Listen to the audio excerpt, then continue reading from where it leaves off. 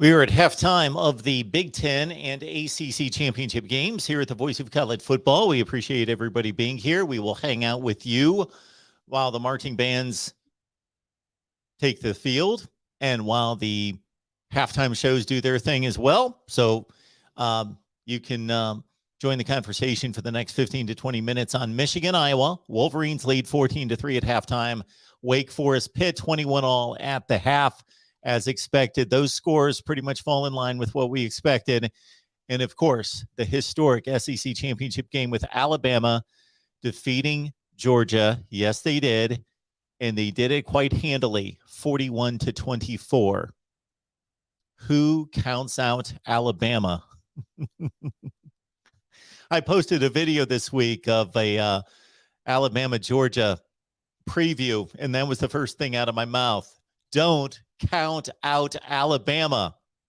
My goodness, what a game at the Mercedes-Benz Stadium / Georgia Dome, whatever they call it these days. Alabama wins 41-24. So if we're just looking at the playoff scenario as it stands right now, Alabama in as the SEC champion and possible number one seed. Georgia should retain a spot despite a 3-score loss today to Bama as a non-champion, but the most dominant team for the first 12 games at 12-1. Cincinnati, American Conference champion, in a tight game through the first half at 14-13, then broke away with 3 touchdowns in 5 minutes to break open a 14-13 game, make it 35-13. They won 35-20. And so those 3 spots are nailed down. Alabama, Cincinnati, and Georgia. All right, Michigan with an 11-point lead if they win the Big Ten championship. There it is. That's what we've got at the end of the night with all the chaos, with all the scenarios, with all the unpredictability, with 9 teams having a chance coming into the weekend. If Michigan hangs on to this lead, we're not going to have a whole lot to talk about. And I really shouldn't say that because I want you all here to talk college football with me and watch the rankings reveal tomorrow at noon Eastern time right here at the Voice of College Football. So we want to do that regardless. But what do we have to debate? If Michigan hangs on to this lead, wins the Big Ten championship, they are possibly the 1 seed.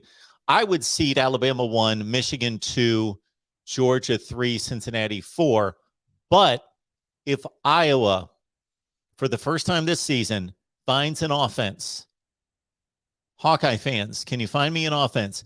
If Iowa can find an offense to match the special teams and the defense that continues outside of 2 huge plays for Michigan, continues to stymie the Wolverines' attack, and Iowa comes back in this game, then we've got quite the debate for the 4 seed.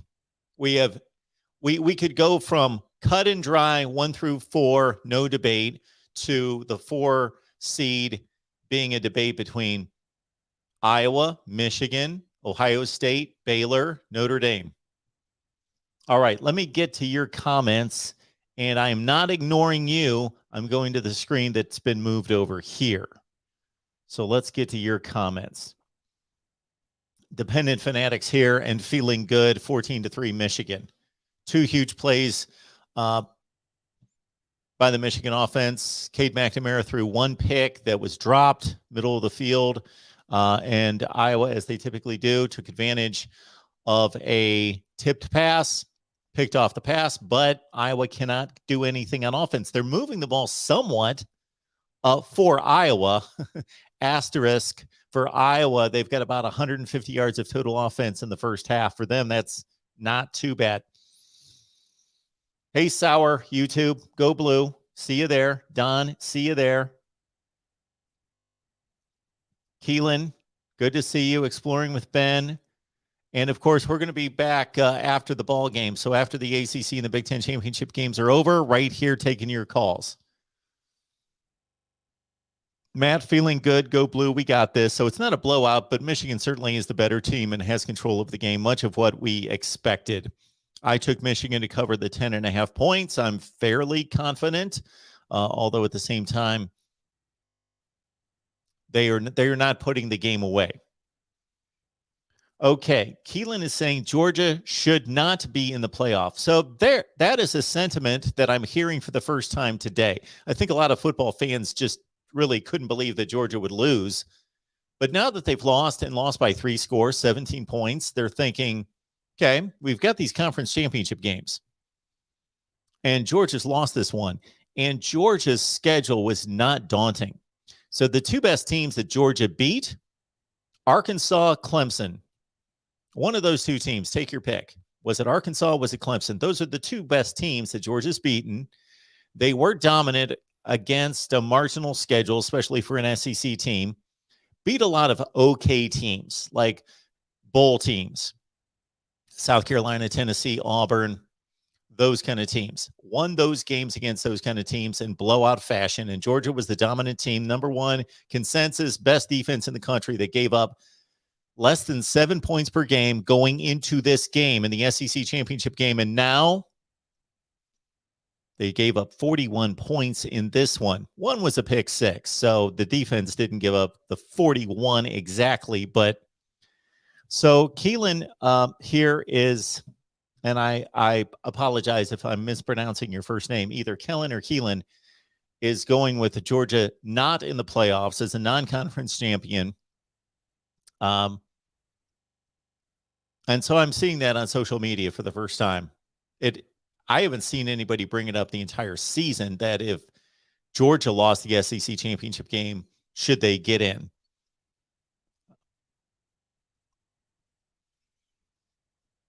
Cade McNamara shook.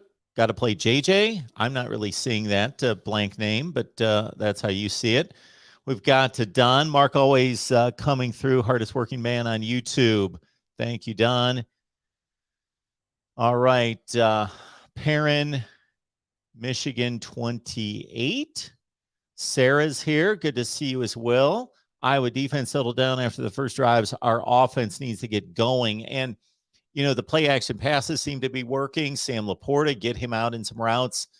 It was noted during the game a few times that Iowa pounds ahead with those off-tackle plays so that they can run the bootlegs and the play action off of that. That's nice, but if they're living on play action passes, that's not going to get it. Hatley's here. C-Mac needs to play a lot better in the second half. So we're seeing some concerns about Cade McNamara. Yeah, he missed some throws. I don't think he needs to play much better. I think he just needs to protect the football, which he did not throw the interception. He did not throw the interception. And did Iowa pick off the Hail Mary at the end? I saw that there was a Hail Mary and that Iowa may have intercepted the ball in the end zone. Obviously, those type of statistics should be, in this day and age of advanced metrics, I'm sure it's there somewhere. That needs to be added. The interception statistic needs to be changed. It needs to be altered to reflect wide receiver blame, quarterback blame. Basically, Cade McNamara is not thrown an interception today. Yes, Houston did crumble.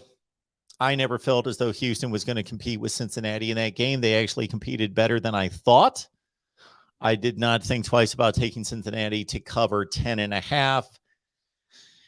Houston could not just defensively stand up against what Cincinnati brought. Too many explosive plays, too many plays in the open field in which Houston didn't really stand up at the point of attack and be able to fill rush lanes and consistently stop the ground attack by Cincinnati. So big plays by the Bearcats, short drives, quick plays, explosive plays, quick hitting plays over and over.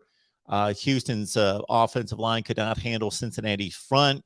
Clayton Tune was under too much pressure too often, and that obviously was an issue, and Houston loses. The Fighting Fickles, good to see you, Mark. Don is saying if Michigan wins, they become number one. I would not put Michigan number one, but I would not mind. You would not hear a word out of me unless asked, because I think it's debatable. I think it's reasonable that Michigan would elevate to number one. You could look at their their games and their schedule and their wins and compare it favorably with Alabama, I think it's pretty close. I think it's extremely close. Alabama's beaten 2 top 10 teams. They just beat the number 1 team by 17 points.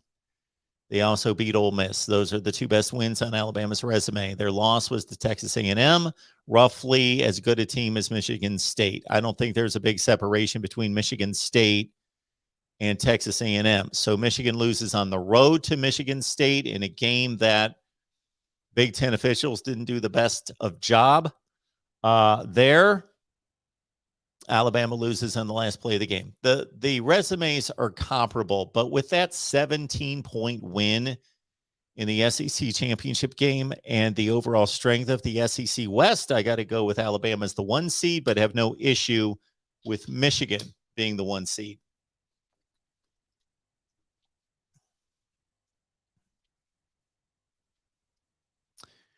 Blank says, Cade is running out of the pocket when he has a clean pocket to throw from.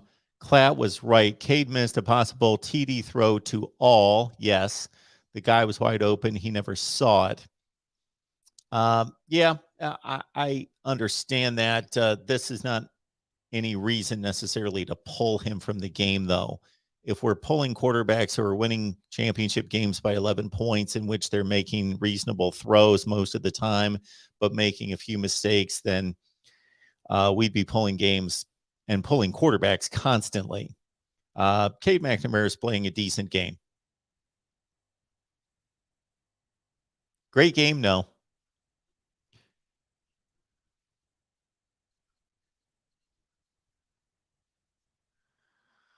Harley is saying that this is Cade McNamara's worst half of the year, which I think shows how well he's played this year.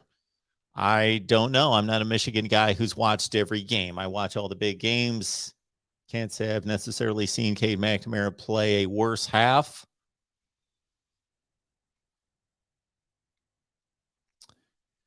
Mark, Georgia won't win nothing with a coach named Kirby and a quarterback named Stetson. Go Bearcats. Well, we shall see. Okay, dependent fanatic. Bingo. Let's address this situation. It's not just Michigan. It's all over college football. I think the old adage where a punt returner should set his heels on the 10 and let anything over his head go into the end zone and catch everything at the 10 or in front of him needs to be changed slightly. So it's not the old days. So understand, watch these punters, because there is not a rush on the punters every time like there used to be. There used to just be a set approach, some variation, but basically a set approach to blocking kicks and trying to block kicks. Well, obviously, with the penalties in play, coaches are much more conservative in putting on, and with all the fake punts that are being put on as well, coaches of the punt return team are much more conservative in trying to block punts because they're trying to guard against the fake and also trying not to pick up roughing the punter penalties. Okay. So what you often see is that there is no rush on the punter, and the punter catches the snap and waits and waits and waits for his coverage team, waits a beat or 2 or 3, then punts the ball. So routinely now we see punt returners where there is a greater probability by far that the punt coverage team is going to be down there inside the 5-yard line, ready to down the ball at the 1, 2, or 3 yard line.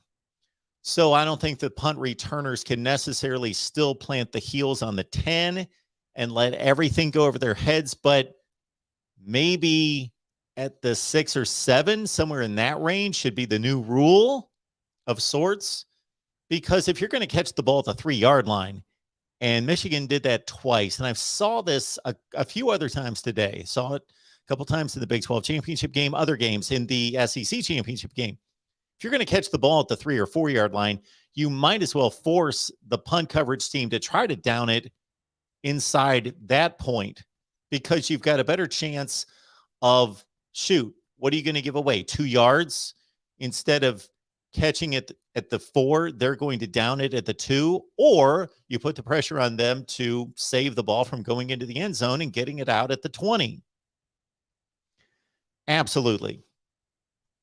So there is a reason, there is a disclaimer there, but there still needs to be some better coaching and instruction and execution about punt returns. Cagenomics, is Georgia's defense not the defense we thought? It is because they play in the East and Clemson wasn't that good. They never really played any playmaking quarterbacks.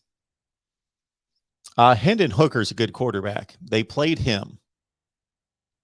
He's certainly a playmaker. He runs for a lot of yardage. He had an exceptional touchdown to interception ratio this year. And with Tennessee's ground game, that is a legit offense right there.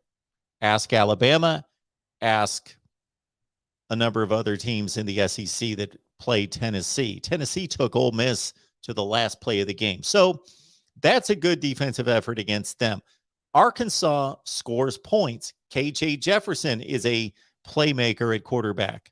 I'm not selling Hendon Hooker and KJ Jefferson as elite quarterbacks, but I am selling them and should not have to sell them as dual threat quarterbacks who are capable and dynamic at times. Hooker's a guy that's a little bit more reliable. KJ Jefferson, a little bit more explosive, bigger guy who tends to be a more dangerous in the running game, although Hendon Hooker's an explosive quarterback, a guy that's dynamic and has to be accounted for. So I would say that those are the two best dual threat quarterbacks that Georgia's faced this year. Anybody else? Bo Nix. So they have faced playmaking quarterbacks. Now, again, whether you're going to rate those quarterbacks as great quarterbacks, no. But Bo Nix, KJ Jefferson, and Hendon Hooker are playmaking quarterbacks.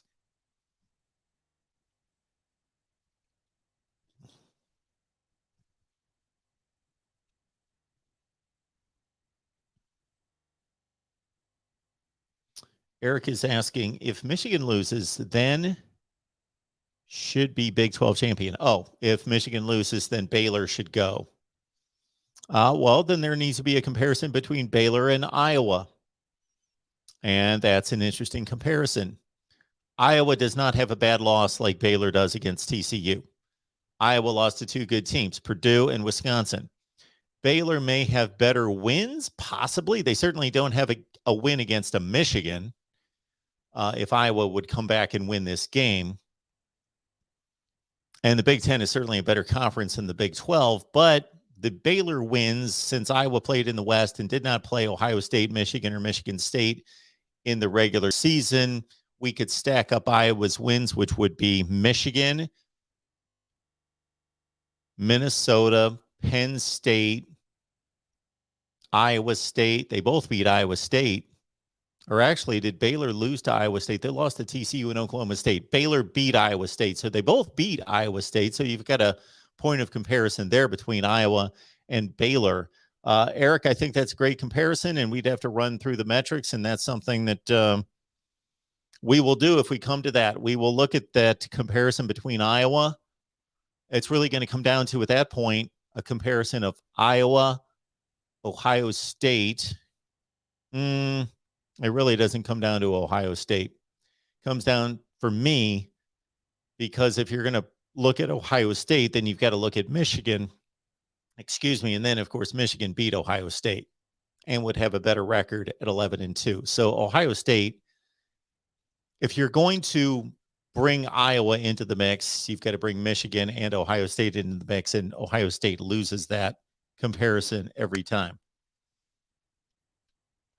So it's a good point of discussion that hopefully we can have if we've got some controversy, and we will.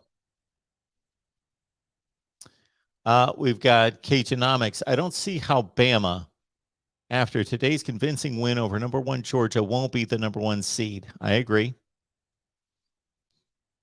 Double X Buckets for Life says Georgia is still number 1 team. I don't really understand that.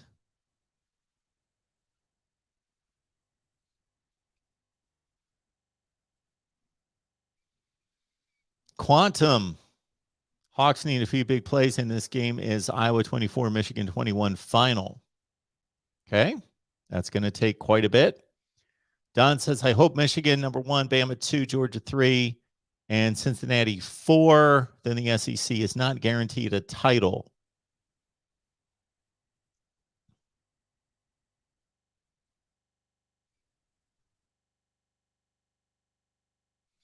Eric likes Baylor over Cincinnati. So I'm guessing, Eric, that if Michigan wins this game, then you're looking at wanting Alabama, Georgia, Michigan, Baylor.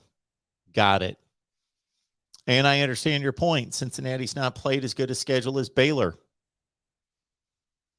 Now they have a better win in Notre Dame, arguably, than Baylor's Oklahoma State win.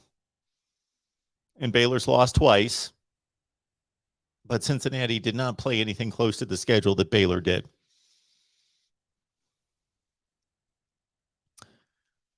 K-Genomics, I wish Bama and Georgia would play round 1 so the Natty won't be that. Yeah, see, that's the thing. We are going to have our fill of Georgia and Alabama in the next month because this is what's going to happen. We just saw them play today. Really good game until early fourth quarter. And then we're going to see them both play somebody else in the first round of the playoffs. Then we're going to see them play in a rematch in the national championship game. We are all going to get our fill of Georgia and Alabama in the next month because unless I'm missing something and unless I'm off on this, I almost hate to say it, it's going to be predictable. We have gone from chaotic and unpredictable to very straightforward and predictable.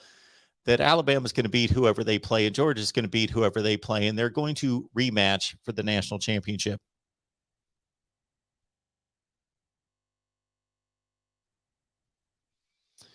Mr. Glasper, I know people that are right there with you, right in step with you, that you've got to win your conference to get into the playoff, and there is certainly a good argument for that. We are lining up for the second half kickoff. I appreciate everybody here. We will be back after the ACC and Big Ten championship games. Let's watch the second half, see how it turns out. And for you rooting for chaos, hope that Iowa can come back. You guys that are rooting for offense and want to see offense, tune on over to the ACC championship game because you got 42 points in the first half and you may have a whole bunch more in the second half between Kenny Pickett and Sam Hartman. But we'll be right back here after the ACC and the Big Ten championship games. We'll see you soon.